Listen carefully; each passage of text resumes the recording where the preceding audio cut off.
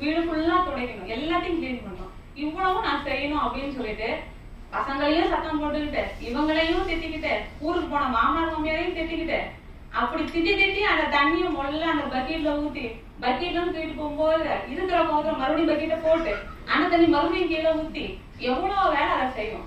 அவ்வளவு நொந்துக்கிட்டும் கோவப்பட்டுக்கிட்டும் செஞ்சுட்டு இருந்தோம்.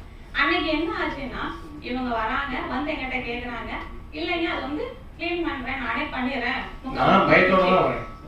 திட்டு உண்டு வந்து பார்த்தா இவங்க அமைதியா வேலை செஞ்சுட்டு இருக்காங்க. ஏமா நான் ஹெல்ப் பண்ணிட்டுமானே, இல்லைங்க முக்கால்வாசி முடிஞ்சு நான் மீறி பாத்துக்கிறேன், நீங்க ஆபீஸ் போறதுக்காங்க. என்னடா இது, இதுக்கெல்லாம் சேர்த்து மதியானம் ஏதாவது டோஸ் விடுவோமா? இல்ல பரவாயில்ல ஹெல்ப் பண்றாங்க, இல்ல ஒண்ணுமே தேவையில்லைங்க நீங்க பண்ண முடிச்சுட்டேன் முக்கால்வாசி, இன்னும் ஃப்ரீயா நீங்க போய் ரெடி ஆகுங்க. எனக்கு அந்த நிகழ்வும் ரொம்ப ஆச்சரியமா இருக்கு. இதுவும் பெரிய மாற்றம் என்கிட்ட வந்துருதுன்னு நான் யோசிச்சேன். இவங்க பக்காவா கிளீன் பண்ணி முடிச்சிட்டாங்க.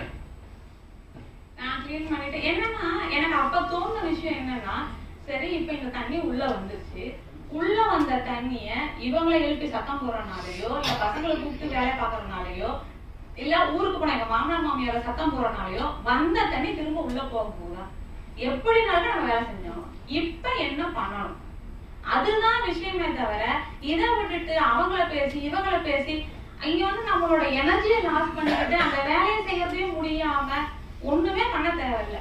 கம்முன்னு என்ன இப்ப வேலை என்ன பண்ணணும் அப்படின்ற விஷயத்த மட்டும் தெரிஞ்சுக்காங்க. வாட் இஸ் நெக்ஸ்ட், இப்ப என்ன பண்ணணும் அந்த ஒரு விஷயத்த மட்டும் தெரிஞ்சு நம்ம பண்ணோம்னா எல்லா இடத்துலயுமே நமக்கு பிரச்சனைங்கிறதே இருக்காதுங்க. ஏன் நடந்துச்சு எதுக்காக நடந்துச்சுன்ற ஆராய்ச்சியும் அந்த யோசனையும் தான் நமக்கு இவ்வளவு பெரிய வலியையும் வேதனையையும் கஷ்டத்தையும் கொடுத்துட்டு முடிஞ்சது எல்லாமே முடிஞ்சு போதுங்க. எதுவுமே திரும்ப வராது. என்ன நீங்க வந்து குட்டிகண்ண போட்டீங்கன்னாலும் சரி, எவ்வளவு தூரம் உட்காந்து யோசனை பண்ணீங்கன்னாலும் சரி, எப்படியாவது சரி பண்ணிடலாம் நினைச்சீங்கன்னாலும் சரி, இம்மி அளவு கூட உங்களால மாற்ற முடியாது எதையுமே.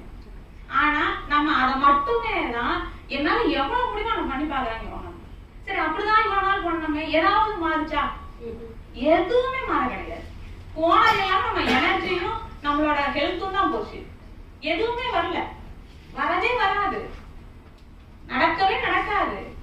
இத வந்து நமக்கு இப்படி ஒண்ணும் பண்ண முடியாதுன்ற மிகப்பெரிய ஒரு விஷயத்த நம்ம வந்து யாருமே சொல்றதுக்கு ஆள் இல்லாம பேசுங்க.